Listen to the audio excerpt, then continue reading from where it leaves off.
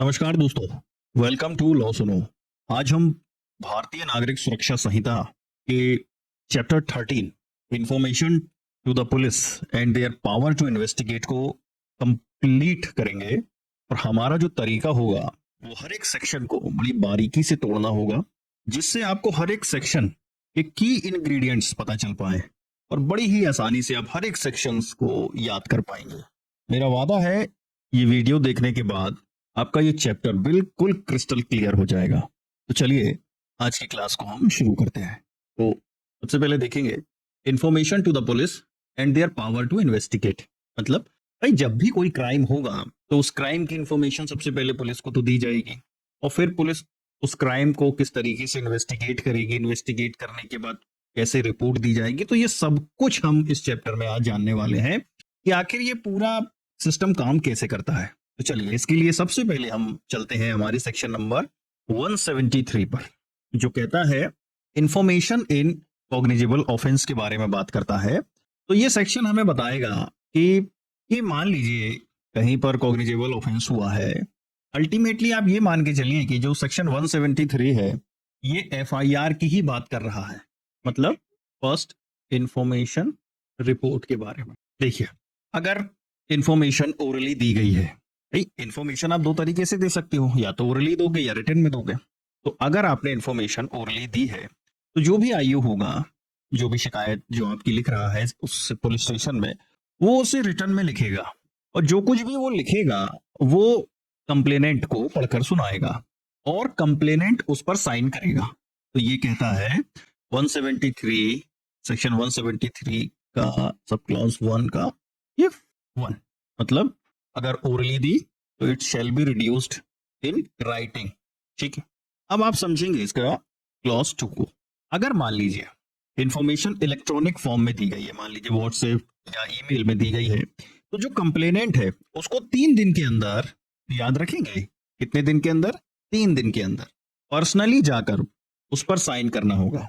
भाई आप अगर कंप्लेंट रजिस्टर कराएंगे तो किसी थाने में ही कराएंगे, भले ही वो ओरली कराएंगे, रिटर्न में कराएंगे या इलेक्ट्रॉनिकली कराएंगे, लेकिन इसको आपको कंफर्म करने के लिए 3 दिन के अंदर उस निश्चित पुलिस थाने में जाकर साइन करना होगा और उसे प्रिस्क्राइब रजिस्टर में एंट्री किया जाएगा, है ना। थाने का जो प्रिस्क्राइब रजिस्टर होते हैं हर स्टेट गवर्नमेंट छाप कर देती है, तो उस पर उसकी एंट्री की जाएगी।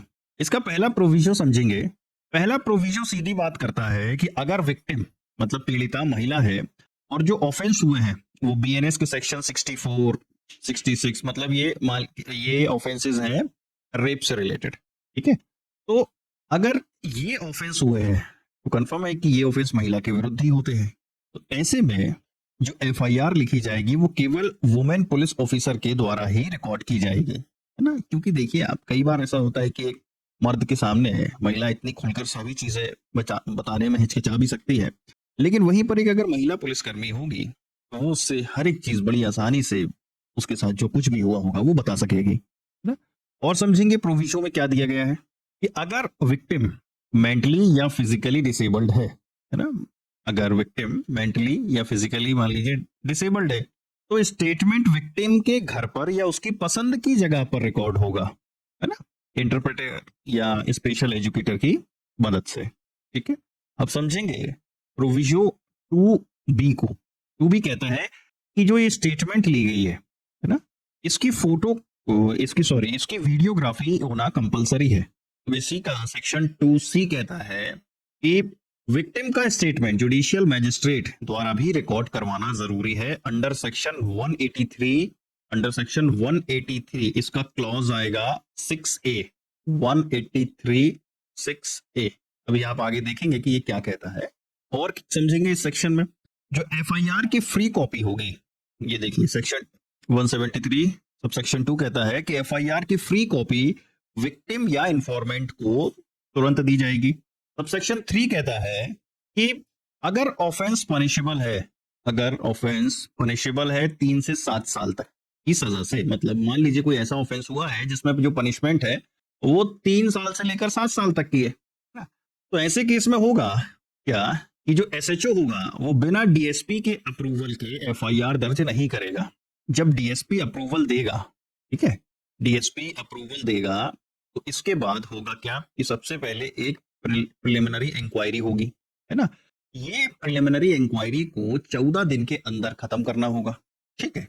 तो वहीं पर दूसरा प्रोविजन कहता है कि proceed with investigation when there exist a prima facie case. अब लेकिन अगर मान लीजिए प्राइमा फेसाई दिख ही रहा है कि कोई अपराध हुआ ही है, जो, लेकिन ध्यान रखना यहाँ पर सजा 3 साल से 7 साल की होनी चाहिए, तो डायरेक्ट इन्वेस्टिगेशन की जा सकती है, ठीक है। तो याद रखेंगे सेक्शन 173 क्लॉज 3 कहता है प्रिलिमिनरी इंक्वायरी के बारे में। सीधी बात यह है कि अगर कोई ऐसा ऑफेंस हुआ है जिसमें सजा का प्रावधान 3 साल से लेकर 7 साल तक का है, तो जो भी एसएचओ होगा वो डीएसपी की परमिशन के बिना केस रजिस्टर नहीं करेगा, है ना। तो क्या करेगा, सबसे पहले डीएसपी का अप्रूवल लेगा, है ना। और डीएसपी का अगर अप्रूवल मिलता है तो वो पहले प्रिलिमिनरी इंक्वायरी बैठाएगा, और ये इंक्वायरी 14 दिन के अंदर पूरी होनी चाहिए। अब इस इंक्वायरी में एक्चुअली होगा क्या कि देखा जाएगा कि वास्तव में केस हुआ भी है या नहीं हुआ है। एक रिपोर्ट 14 दिन के बाद एक रिपोर्ट बनकर तैयार हो जाएगी, है ना। अब देखो इस कॉन्सेप्ट को क्यों लाया गया, आप भी जानते हो हर छोटे मोटे केस में पता चला एफआईआर अगर होने लगे तो कितना बर्डन पड़ जाएगा पुलिस स्टेशन पर, हमारी कोर्ट कचहरी पर, और बाद में पता चलता है कुछ ऐसा था ही नहीं, ठीक है ना। अब देखिए सबसेक्शन 4 समझेंगे। अगर एसएचओ एफआईआर लिखने से मना कर दे, अब कई बार ऐसा होता है, बहुत देखते हैं कि भाई एफआईआर ही नहीं लिखी जा रही है, तो होगा क्या कि सबसे पहले आपको प्रॉपर चैनल जैसा फॉलो करना होता है कि ये नहीं कि डायरेक्ट पहुंच गए कोर्ट में, वो भी ऑप्शन है, लेकिन सबसे पहले कानून कहता है कि प्रॉपर चैनल को फॉलो करें आप। कंप्लेनेंट सबसे पहले एसपी को लिखित सूचना भेजें। अगर मान लीजिए एसएचओ आपकी शिकायत नहीं लिख रहा है तो उसके बाद आप क्या करें, एक कंप्लेंट आप एसपी को लिखें। अब एसपी अगर सेटिस्फाई हो जाए कि ऑफेंस तो कॉग्निजेबल है भाई, है ना, तो खुद इन्वेस्टिगेट करेगा या अपने किसी सबऑर्डिनेट को भेजेगा, है ना। भाई आप भी जानते हैं किसी सबऑर्डिनेट को ही भेजेंगे। अगर एसपी भी एक्शन ना ले, अब समझो आप, अगर अब एसपी भी एक्शन नहीं लेता तब आप डायरेक्ट अप्रोच कर सकते हैं मजिस्ट्रेट को, है ना, और आप एप्लीकेशन देंगे 175 क्लॉज 3 में, ठीक है ना, 175 क्लॉज 3। देखिए तो यहां पर आप समझिए कि मैं बात कर रहा हूं कंप्लेंट टू मजिस्ट्रेट ना। मजिस्ट्रेट तक कंप्लेंट करने से पहले हमको कहां जाना पड़ेगा, सबसे पहले समझेंगे। सबसे पहले आप गए एसएचओ के पास, जब एसएचओ ने भी आपकी शिकायत नहीं लिखी तब आप गए एसपी के पास, एसपी ने भी नहीं सुनी तब आप चले गए सीधे मजिस्ट्रेट के पास। और ये कौन से सेक्शन में है, याद रखेंगे बच्चों, 175 क्लॉज 3, 175 क्लॉज 3 में। चलिए तो हमने सेक्शन 173 का डिटेल पोस्टमार्टम कर लिया है। अब इसमें सिर्फ यही है, एक बार मैं आपको रिवाइज करा देता हूं कि सेक्शन 173 कहता है कि इंफॉर्मेशन इन कॉग्निजेबल ऑफेंस के बारे में, अगर इंफॉर्मेशन ओरली दी जाती है तो इन्वेस्टिगेटिंग ऑफिसर उसे लिखेगा, कंप्लेनेंट को पढ़कर सुनाएगा और कंप्लेनेंट उस पर साइन करेगा। अगर इंफॉर्मेशन इलेक्ट्रॉनिक फॉर्म में दी गई है, मान लीजिए व्हाट्सएप में, ईमेल में, तो कंप्लेनेंट को 3 दिन के अंदर पर्सनली जाकर उस पर साइन करना होगा और उसे प्रिस्क्राइब्ड रजिस्टर में एंट्री किया जाएगा। इसका प्रोविजन कहता है कि अगर विक्टिम महिला है और ऑफेंस बीएनएस के सेक्शन 64 से 66, 68, 70, 73 से 78, 122 में किसी के भी तहत हुआ है तो एफआईआर केवल वुमेन पुलिस ऑफिसर ही रिकॉर्ड करेगी। प्रोविजो 2A कहता है कि अगर विक्टिम मेंटली या फिजिकली डिस्टर्ब है या डिसेबल्ड है तो स्टेटमेंट विक्टिम के घर पर या उसकी पसंद की जगह पर रिकॉर्ड होगा, जिससे बिल्कुल वो कंफर्टेबल रहे। इसके लिए इंटरप्रेटर या स्पेशल एजुकेटर की भी मदद ली जा सकती है। प्रोविजो 2 भी कहता है कि इस स्टेटमेंट की पूरी वीडियोग्राफी होना कंपलसरी है, याद रखेंगे कंपलसरी है ये। प्रोविजो 2C कहता है कि विक्टिम का स्टेटमेंट जुडिशियल मजिस्ट्रेट द्वारा भी रिकॉर्ड करवाना जरूरी है, अंडर सेक्शन 183(6)A। याद रखेंगे आप, विक्टिम का स्टेटमेंट जुडिशियल मजिस्ट्रेट द्वारा भी रिकॉर्ड कराना जरूरी है, अंडर सेक्शन 183। एफआईआर की फ्री कॉपी विक्टिम या इंफॉर्मेंट को तुरंत दी जाएगी। अगर ऑफेंस पनिशेबल है जिसमें सजा का प्रावधान 3 साल से लेकर 7 साल तक का है तो एसएचओ बिना डीएसपी के अप्रूवल के एफआईआर दर्ज नहीं करेगा। अब डीएसपी के अप्रूवल के बाद एक प्रिलिमिनरी इंक्वायरी बैठाई जाएगी जो 14 दिन के अंदर अपना काम पूरा करेगी।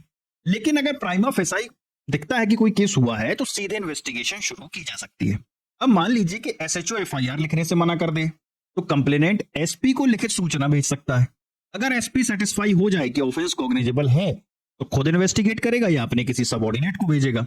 अगर एसपी भी एक्शन ना ले तो कंप्लेंट मजिस्ट्रेट को जाएगी अंडर 175 क्लॉज 3 175(3) के तहत ये हमने पढ़ा सेक्शन 173 को। अब हम अगला सेक्शन जिसका पोस्टमार्टम करेंगे वो है 174। ये कहता है information as to non cognizable cases and investigation of such cases. मतलब सीधा है कि कोई नॉन कॉग्निजेबल ऑफेंस की सूचना अगर मिलती है तो उनका इन्वेस्टिगेशन कैसे होगा। ठीक है, तो देखिए ऐसे केसेस में एसएचओ जो होगा वो ऐसी इंफॉर्मेशन को रजिस्टर में दर्ज करेगा और कंप्लेनेंट को मजिस्ट्रेट के पास रेफर करेगा। ठीक है ना, सीधी बात है। अपनी जो प्रिस्क्राइब्ड बुक होगी उसमें रजिस्टर करेगा और रेफर करेगा इसके पास, मजिस्ट्रेट के पास। क्यों? क्योंकि नॉन कॉग्निजेबल केसेस में पुलिस डायरेक्टली इन्वेस्टिगेट नहीं कर सकती है ना। इन्वेस्टिगेशन करने के लिए अप्रूवल चाहिए होगा मजिस्ट्रेट का। ठीक है, तब तक इसका सबसेक्शन 1 का क्लॉज 2 देखो। एसएचओ को हर 15 दिन में इस मामले की डेली डायरी मजिस्ट्रेट को भेजनी होगी। देखो डेली डायरी रिपोर्ट भेजनी होगी फोर्टनाइटली का मतलब बच्चों होता है 2 हफ्ते, है ना, मजिस्ट्रेट को। अब समझो क्लॉज 2 समझो। अब क्लॉज 2 कहता है कि नॉन कॉग्निजेबल केसेस की इन्वेस्टिगेशन पुलिस तब तक नहीं कर सकती जब तक मजिस्ट्रेट ऑर्डर ना दे। समझ गए आप? मतलब no police officer shall investigate a non cognizable case without the order of the magistrate. ठीक, अब हम इसका देखते हैं सेक्शन सबसेक्शन 3 को। मजिस्ट्रेट के ऑर्डर के बाद पुलिस इन्वेस्टिगेशन कर सकती है लेकिन अरेस्ट विदाउट वारंट की पावर नहीं है। क्या मतलब हुआ इसका? कि मजिस्ट्रेट ने मान लीजिए ऑर्डर तो दे दिया ना, तो इन्वेस्टिगेशन आप कर लोगे लेकिन अरेस्ट नहीं करोगे, है ना। अरेस्ट करने के लिए आपको वारंट की जरूरत पड़ेगी। देखो any police officer receiving such order may exercise the same power in respect of the investigation as an officer in charge of the police station may exercise in cognizable cases। मतलब जिस तरीके से cognizable cases की investigation करने की power होती है, अगर मैजिस्ट्रेट से अप्रूवल मिल गया है तो आप इन्वेस्टिगेशन तो वैसा कर लोगे, लेकिन याद रखेंगे, लेकिन यहां पर आपको अरेस्ट विदाउट वारंट की पावर नहीं मिलती। जैसे अगर मान लीजिए कॉग्निजेबल केस हुआ है तो आप तो सीधे अरेस्ट कर सकते हैं, लेकिन इसमें ऐसा नहीं है। अगर अरेस्ट करना है तब भी आपको मजिस्ट्रेट की परमिशन लगेगी। अब देखें, मान लीजिए 2 केस हुए हैं। अब एक हुआ है कॉग्निजेबल केस और एक हुआ है नॉन कॉग्निजेबल केस। तो होगा क्या, पूरा केस ऐसे में कॉग्निजेबल ही माना जाएगा। पूरा का पूरा केस कॉग्निजेबल की तरह ट्रीट किया जाएगा। और देखिए एक हुआ है कॉग्निजेबल केस और एक हुआ है नॉन कॉग्निजेबल, तो मिलाकर ये क्या माना जाएगा? कॉग्निजेबल ही माना जाएगा। ठीक है, चलिए अब हम चलते हैं सेक्शन 175 के ऊपर। तो सेक्शन 175 देखिए बहुत इंपॉर्टेंट है, police officers powers to investigate cognizable cases. अब हम समझेंगे पुलिस ऑफिसर की क्या पावर होती है तो किसी भी कॉग्निजेबल केस को इन्वेस्टिगेट करने के लिए।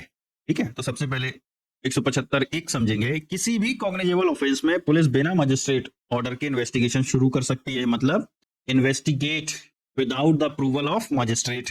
इसका प्रोविजो कहता है कि एसपी खुद इन्वेस्टिगेशन कर सकता है या डीएसपी को असाइन कर सकता है अगर ऑफेंस सीरियस नेचर का है ना। या तो क्या करेगा, एसपी कर ले या डीएसपी को अपॉइंट कर दे अगर मामला बहुत ही गंभीर है तो। ठीक है, सबसेक्शन 2 देखेंगे। अगर कोई पुलिस ऑफिसर ऐसे केस की इन्वेस्टिगेशन कर ले जिस पर उसके पास टेक्निकली पावर नहीं थी तो इन्वेस्टिगेशन इनवैलिड नहीं मानी जाएगी। याद रखेंगे, no proceeding of police officer in such case shall be at any stage be called in question on the grounds that the case was one which such officer was not empowered under this section to investigate। तो सीधी बात याद रखना गुरु, मान लीजिए technically उसके पास power नहीं थी लेकिन इन्वेस्टिगेशन कर दी, तो अब आप ये नहीं कहेंगे कि पूरी इन्वेस्टिगेशन ही इनवैलिड।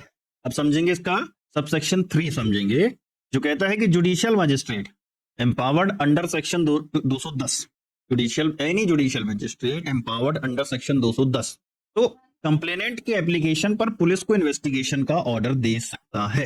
मतलब सीधी बात कर रहा है, अभी हमने देखा ना 175(3) कि अगर मान लीजिए एसएचओ ने नहीं सुनी, एसपी ने भी नहीं सुनी, फिर आपने डायरेक्ट कंप्लेंट करी मजिस्ट्रेट को, तो अब मजिस्ट्रेट क्या करेगा? मजिस्ट्रेट करेगा डायरेक्ट किसको? पुलिस को, तो इन्वेस्टिगेट मतलब ऑर्डर दे सकते हैं इन्वेस्टिगेशन का। सबसेक्शन 4 समझेंगे। अगर केस पब्लिक सर्वेंट के अगेंस्ट है तो वो एक्ट उसके ऑफिशियल ड्यूटी से जुड़ा है, तो मजिस्ट्रेट कॉग्निजेंस तब तक नहीं लेगा जब तक, ठीक है, सीधी बात क्या है कि मान लीजिए any judicial magistrate empowered under section 210 में अपॉन रिसीविंग अ कंप्लेंट, आप सिर्फ इतना याद रखो कि एक कंप्लेंट मिली किसके खिलाफ? किसी पब्लिक सर्वेंट के खिलाफ, arising in course of discharge of his official duty. मतलब भाई वो अपना सरकारी कोई काम कर रहा होगा उसमें कुछ गलती पाई गई होगी। तो टेक कॉग्निजेंस सब्जेक्ट टू, मतलब क्या है, तब तक कॉग्निजेंस नहीं लेगा जब तक कि सुपीरियर ऑफिसर की रिपोर्ट ना मिल जाए। Receiving a report, obtaining facts and circumstances of the incident from the superior officer to him.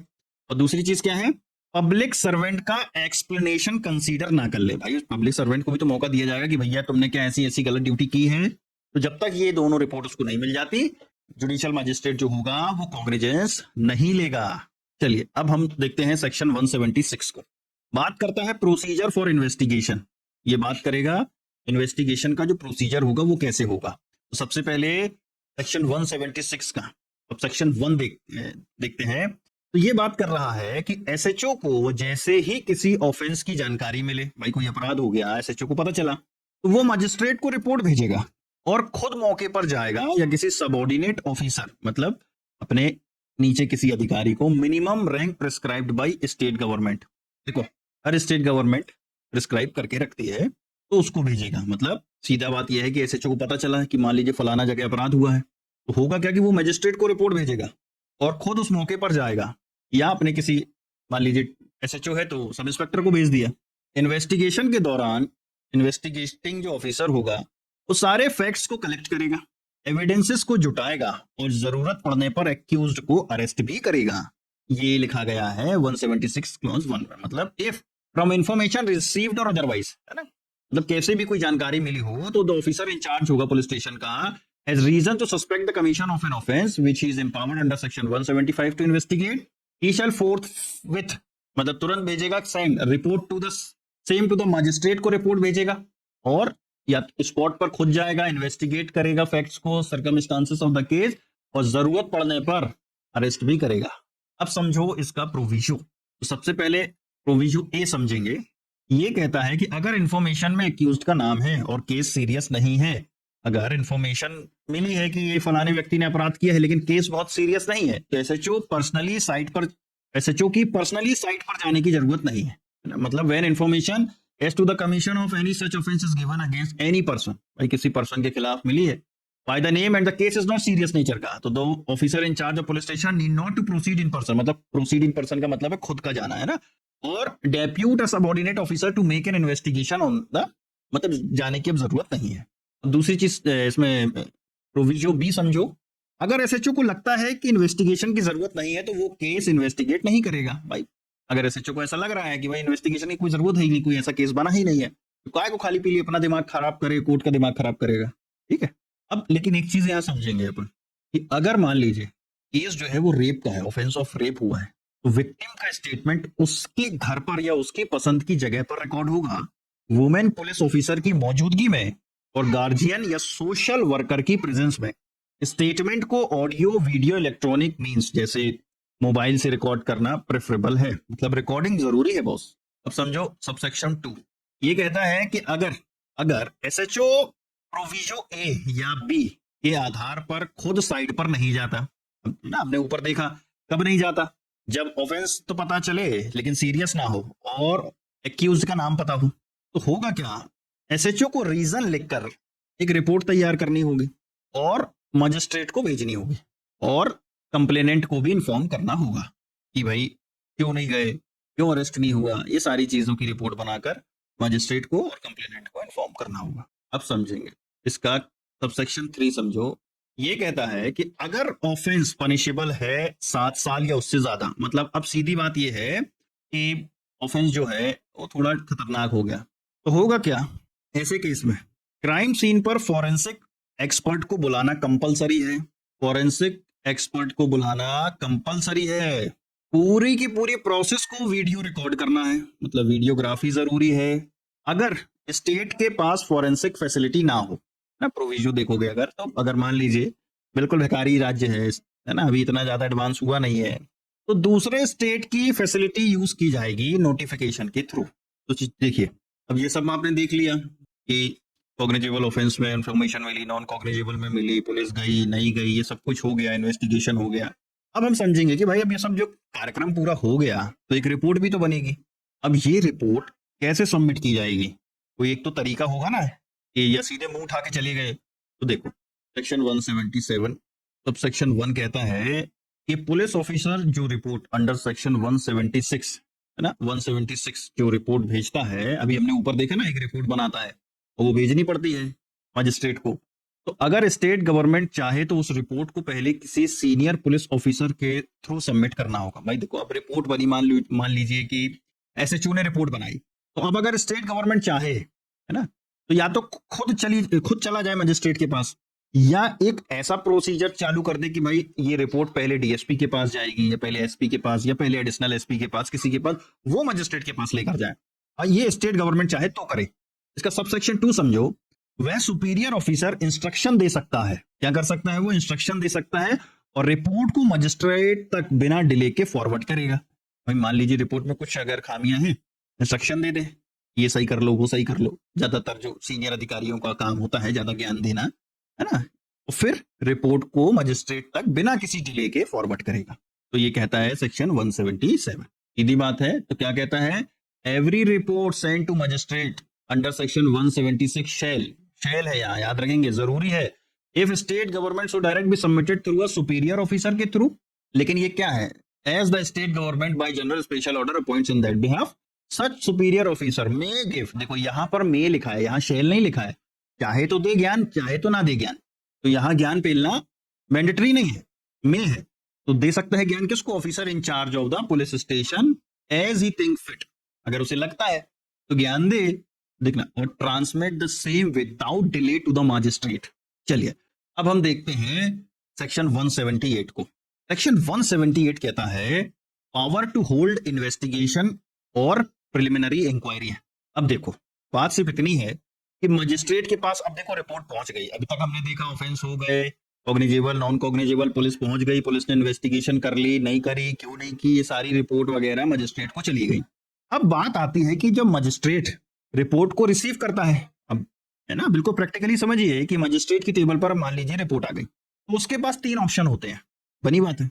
Police को फर्दर इन्वेस्टिगेशन का डायरेक्शन दे सकती है, खुद प्रिलिमिनरी इंक्वायरी कर सकता है, आपने किसी सबऑर्डिनेट मजिस्ट्रेट को, मतलब अपने किसी सबऑर्डिनेट मजिस्ट्रेट को इंक्वायरी करने के लिए भेज सकता है। तो क्या क्या कर सकता है? पुलिस को आगे की जांच करने का डायरेक्शन दे सकता है, खुद प्रिलिमिनरी इंक्वायरी कर सकता है, या अपने किसी सबऑर्डिनेट मजिस्ट्रेट को इंक्वायरी करने के लिए भेज सकता है। क्या क्या क्या कर सकता है?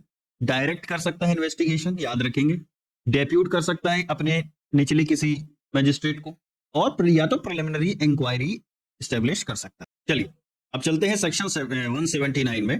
सेक्शन 179 कहता है कि police officer power to require attendance of witness. मतलब सीधी बात यह है कि इन्वेस्टिगेशन करते समय आईओ किसी भी व्यक्ति को बुलवा सकता है जो केस के फैक्ट से एक्वेंटेड हो, मतलब जो जानकारी रखता हो।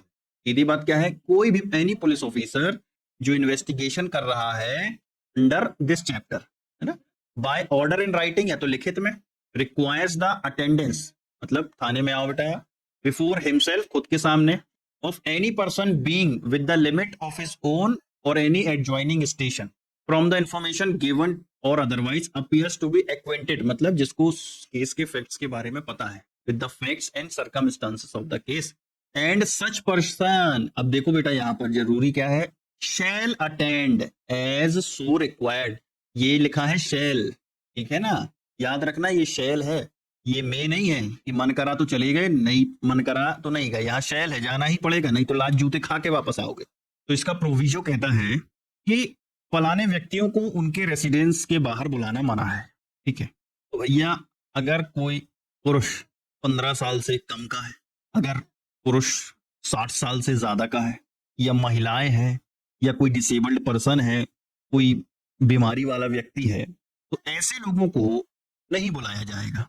तो देखो, no male under the age of 15 year और above the age of 60 year, और अ वुमेन, महिला को, और अ मेंटली और physically disabled person of a person with acute illness shall be required to attend at any place other than the place in which such person resides। दूसरा provision देखो, लेकिन अगर बेचारे ये भले मानुस हों और बोले कि नहीं सर हम तो पुलिस स्टेशन आ जाएंगे, तो फिर ये पुलिस स्टेशन आ सकते हैं। अगर उन्हें रेसिडेंस के बाहर बुलाया जाता है तो पुलिस को रीजनेबल एक्सपेंस पे करने होंगे। सीधी बात, पुलिस को रीजनेबल एक्सपेंस पे करना पड़ेगा हर व्यक्ति को। जिसको आप बुला रहे हो अंडर सबसेक्शन 1। अंडर सबसेक्शन 1 मतलब जिसको उस केस के बारे में पता है, या तो खुद चले जाओ। चलिए अब हम देखते हैं सेक्शन 180। ये कहता है examination of witness bye police. देखो सब स्टेप बाय स्टेप चल रहा है। केस हो गए, अब रिपोर्ट बन गई, मजिस्ट्रेट के पास रिपोर्ट चली गई, है ना। अब उसके बाद इन्वेस्टिगेशन भी चल रहा है। अब इन्वेस्टिगेशन के दौरान मान लीजिए पुलिस को लग रहा है कि ये विटनेस है, इसको उस घटना के बारे में कुछ पता है, तो उसने उसको बुला लिया। अब बुला लिया तो अब आता है section 180 examination of witness bye police. अब किस तरीके से एग्जामिनेशन होगा देखिए। तो भैया आईओ जो होगा वो विटनेस को ओरली एग्जामिन करेगा, पहली चीज में एग्जामिन ओरली। दूसरी बात समझो, विटनेस बाउंड है सच्चे जवाब देने के लिए एक्सेप्ट ऐसे सवाल जिससे उसके खुद के खिलाफ क्रिमिनल लाइबिलिटी बन सके। मतलब सीधी बात है, जो प्रोटेक्शन अगेंस्ट सेल्फ इंक्रिमिनेशन की बात करता है, तो भाई आपको सही जवाब तो देने पड़ेंगे बॉस। सब सेक्शन 2 कहता है such person shall be bound है टू आंसर ट्रूली। लेकिन कौन से सवालों का जवाब नहीं देगा? जो उसे ऐसा लगता है कि जो उसी को एक्सपोज कर देगा और उसके ऊपर क्रिमिनल चार्ज या क्रिमिनल लाइबिलिटी बन सकती है। सब सेक्शन 3 समझेंगे। ये कहता है आईओ जो होगा वो स्टेटमेंट को लिख सकता है और हर व्यक्ति का स्टेटमेंट अलग अलग रिकॉर्ड होगा। हर व्यक्ति, मान लीजिए 2-3 लोग आए और तो ऐसा नहीं, कंजूसी नहीं चलेगी कि एक ही पेज में सबका रगड़ दिया, नहीं, हर व्यक्ति का स्टेटमेंट अलग अलग रिकॉर्ड होगा। अब इसका प्रोविजो समझो पहले। प्रोविजो 1 कहता है कि statement electronic mode audio video में भी रिकॉर्ड किया जा सकता है, कि कल को पलटो ना। प्रोविजो 2 कहता है कि अगर महिला विक्टिम है और केस बीएनएस के सेक्शन 64 से 78 जो सेक्सुअल ऑफेंसेस की बात करता है, इससे जुड़ा है, तो स्टेटमेंट जो होगा वो सिर्फ वुमेन पुलिस ऑफिसर रिकॉर्ड करेगी। ठीक है, ये प्रोविजो 2 कहता है। अब समझो सेक्शन 181। ये कहता है statement to police and the use thereof. अभी आपने देखा किस तरीके से एग्जामिनेशन होगा, ओरली होगा, है ना। ऐसे कोई सवाल नहीं पूछे जाएंगे जो खुद ही के खिलाफ साबित हो। अब होगा कि स्टेटमेंट टू पुलिस, आपने स्टेटमेंट दे दिए, अब उनका उपयोग कैसे करोगे? तो देखो, पुलिस को दिया गया स्टेटमेंट साइन नहीं किया जाएगा। याद रखना, बहुत इंपॉर्टेंट बात है ये कि पुलिस को दिया गया जो बयान होता है, स्टेटमेंट होता है, वो कभी भी साइन नहीं किया जाता। ट्रायल में इसका यूज एविडेंस की तरह नहीं होगा, ठीक है ना। तो जैसा कि आपने फिल्मों में भी सुना होगा कि पुलिस को दिए गए बयान कोर्ट में एडमिसिबल नहीं होते। क्यों नहीं होते भाई? लाख जूता के दम पे कुछ भी उगलवा लो। तो सीधी बात है, जब ट्रायल चलेगा तो इसका यूज एविडेंस की तरह नहीं होगा। इसका यूज केवल और केवल किस लिए होता है, आप याद रखना, विटनेस को कॉन्ट्राडिक्ट करने के लिए कि अरे पुलिस को तो तुमने ऐसा बोल रहे थे, अब ये क्यों कह रहे हो, या री एग्जामिनेशन में क्लैरिफिकेशन के लिए, है ना। जब उसका री एग्जामिनेशन होगा, है ना, दोबारा से जब बयान दर्ज होंगे, तब अरे पुलिस को तो तुमने ये कहा था, आज ये कह रहे हो, इस तरीके से केवल, है ना। अब इस एक चीज याद रखिएगा, अगर विटनेस ने अपने स्टेटमेंट में कोई मटेरियल ओमिशन किया है, कोई इंपॉर्टेंट बात छोड़ी है, तो वो भी कॉन्ट्राडिक्शन माना जाएगा, याद रखना। सेक्शन 182 कहता है no inducement to be offered. Police officer किसी भी पर्सन को स्टेटमेंट देने के लिए इंड्यूसमेंट, थ्रेट या प्रॉमिस नहीं देगा, है ना। ये कहता है सेक्शन 22। सेक्शन 22 ऑफ भारतीय साक्ष्य अधिनियम। कुल मिला के देसी भाषा में समझो कि पुलिस कचरेगी नहीं, किसी को लात घूसा नहीं मारेगी कुछ उगलवाने के लिए। कहने की बात सकती नहीं है, इसका सबसेक्शन 2 समझो। लेकिन अगर कोई व्यक्ति अपनी मर्जी से स्टेटमेंट देना चाहता है तो पुलिस उसे रोक नहीं सकती। खुद ही देना चाहता है स्टेटमेंट, तो पुलिस काहे को रोकेगी? वो तो बैठी ही है कि भाई तू इन्फॉर्मेशन दे हमें, तो हमारा काम हो जाए आसान इन्वेस्टिगेशन में। तो ये कहता है no police officer or other person shall prevent, क्या prevent, by any question or otherwise any person from making in course of investigation under this chapter any statement which he may dispose to make of his own free will से। ठीक है, चलिए section 183 को समझते हैं। Section 183 कहता है recording of confession and statement by magistrate. 183 जो पहले आप कहते थे ना 164 के बयान, वही है ये। तो देखो सीधी बात ये है इसमें कि जुडिशियल मैजिस्ट्रेट जो होगा इन्वेस्टिगेशन या ट्रायल से पहले, इन्वेस्टिगेशन और ट्रायल याद रखना, इससे पहले कन्फेशन स्टेटमेंट रिकॉर्ड कर सकता है। एक्यूज का जो एडवोकेट होगा वो प्रेजेंट रह सकता है। पुलिस ऑफिसर जिसके पास मजिस्ट्रेरियल पावर है वे कन्फेशन रिकॉर्ड नहीं कर सकते।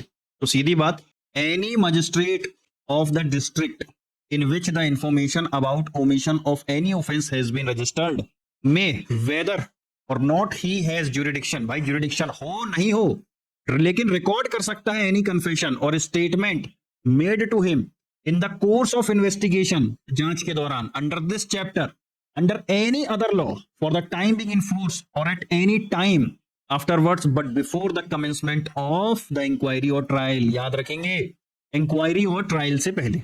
आप एक चीज ध्यान रखना, इन्वेस्टिगेशन हमेशा पुलिस के द्वारा की जाती है, इंक्वायरी मजिस्ट्रेट के द्वारा की जाती है, तो कभी कंफ्यूज नहीं होना। भाई देखो, एडवोकेट की प्रेजेंस में हो सकता है, और no confession shall be recorded by police officer on whom any power of magistrate has been conferred, किसी को मजिस्ट्रेट की पावर दी गई है किसी निश्चित समय के लिए। सबसेक्शन 2 को समझेंगे। ये कहता है मजिस्ट्रेट जो होगा पहले अक्यूज्ड को समझाएगा अच्छे से कि वो कन्फेशन देने के लिए बाध्य नहीं है, और अगर देगा तो उसे उसके खिलाफ एविडेंस के तौर पर यूज किया जा सकता है। ये बाकायदा मजिस्ट्रेट को समझाना पड़ेगा। तो द मजिस्ट्रेट, देखो मजिस्ट्रेट शेल, देखो जहां भी शेल लिख जाए ना तो समझ जाना कि वो मैंडेटरी है। तो बिफोर रिकॉर्डिंग, कब? रिकॉर्डिंग से पहले किसी भी कन्फेशन के एक्सप्लेन करेगा किसको? उस पर्सन को जो कन्फेशन दे रहा है कि बेटा तू बाउंड नहीं है किसी भी कन्फेशन देने के लिए, और अगर वो ऐसा करता है तो हो सकता है कि ये एज अ एविडेंस उसके ही खिलाफ यूज हो, इस तरीके से। सबसेक्शन 3 समझते हैं। ये कहता है कि अगर एक्यूज्ड कहता है कि वो कन्फेशन नहीं देना चाहता तो मजिस्ट्रेट उसे पुलिस कस्टडी में वापस नहीं भेज सकती। कि ऐसा नहीं है कि मजिस्ट्रेट बोले जाओ अब इसको अच्छे से कचर के लाओ जिससे कि ये कन्फेशन दे दे, ऐसा भी नहीं कर सकते। तो क्या मतलब है? If at any time before the confession is recorded the person appearing before the magistrate states that, क्या कहता है? He is not willing to make confession, भाई मुझे कन्फेशन नहीं देना, तो magistrate shall not authorize the detention of such person is police custody. क्यों? क्योंकि देखो भैया, अब ये तो कंफर्म है कि अब अगर पुलिस कस्टडी में गया तो अच्छा सुटेगा। अब इसका सबसेक्शन 4 समझो। ये कहता है कि जो कन्फेशन होगा सेक्शन 316 BNSS के अनुसार, है ना, जो कन्फेशन होगा सेक्शन 316 BNSS के अनुसार रिकॉर्ड होगा, मतलब इस पर एक्यूज का सिग्नेचर होगा और मजिस्ट्रेट अपना सर्टिफिकेट लिखेगा। तो एक चीज आपने गौर की होगी कि पुलिस को दिए गए कन्फेशन में साइन नहीं लिए जाते आरोपी के, लेकिन वहीं पर अगर कन्फेशन मजिस्ट्रेट को दिया जा रहा है तो इस पर साइन किए जाते हैं और मजिस्ट्रेट अपना एक सर्टिफिकेट लिख कर देता है। इसका सब सेक्शन 5 कहता है, देखो ये पहले ये समझ लो ये सर्टिफिकेट किस तरीके का होता है। देखो, आई हैव एक्सप्लेन्ड टू, उस व्यक्ति को, that he is not bound to make a confession and that if he does so any confession he may be used as evidence against him, and I believe that this confession was voluntarily made. It was taken in my presence and hearing and was read over to the person making it and admitted by him to be correct, and it contains a full and true accounts of the statement made by him. यहां पर वो magistrate अपना sign कर देगा। अब section 5 समझो क्या है। ये कहता है कि नॉन कन्फेशन स्टेटमेंट भी एविडेंस के रूप में रिकॉर्ड होगा, मजिस्ट्रेट ओथ एडमिनिस्टर कर सकता है, मतलब any statement other than confession, confession के अलावा भी अगर कोई उसने बात कही है तो क्या होगा, इसे भी रिकॉर्ड करना पड़ेगा as evidence in the opinion of the judicial magistrate best fitted to the circumstances of the case. सीधी बात, ज्यादा है इसमें नहीं पूछने का। इसका सबसेक्शन 6 क्लॉज ए समझेंगे।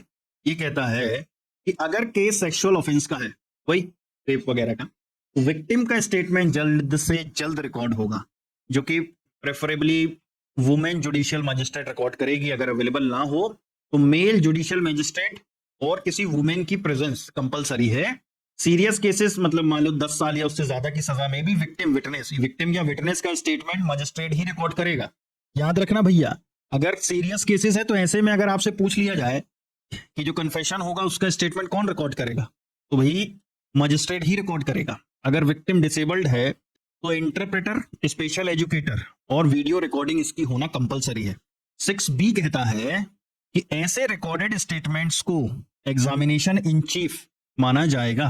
एग्जामिनेशन इन चीफ याद रखेंगे, जो ये रिकॉर्ड करे जाएंगे स्टेटमेंट अंडर सेक्शन 183, ये क्या होंगे, एग्जामिनेशन इन चीफ, जो बात करता है सेक्शन 142 ऑफ भारतीय साक्ष्य अधिनियम। तो एग्जामिनेशन इन चीफ माना जाएगा किसका, लेकिन of an statement recorded under clause of person who is temporary और परमानेंटली मेंटली फिजिकली डिसेबल्ड। क्यों? क्योंकि भाई बार बार ऐसे व्यक्ति को बुलाकर उसको परेशान थोड़ी ना करना है, तो इसी को आप एग्जामिनेशन इन चीफ मान सकते हैं। and such that the makers of the statement can be cross examined on such statement without the need for recording the same at the time of trial. दोबारा बुलाने की जरूरत नहीं है ना. अब होगा क्या, इसके बाद जो मजिस्ट्रेट होगा, जिस भी मजिस्ट्रेट ने कन्फेशन को रिकॉर्ड किया है ना, या कन्फेशन को रिकॉर्ड किया जाए स्टेटमेंट को, under this section shall forward, क्या आगे बढ़ा देगा, to the magistrate by whom the case is to be inquired into a trial, जिस भी मजिस्ट्रेट के द्वारा ये ट्राई किया जा रहा है. तो दोस्तों आज हम यहीं पर क्लास को रोकेंगे. आज हमने देखा सेक्शन 173 से 183 तक.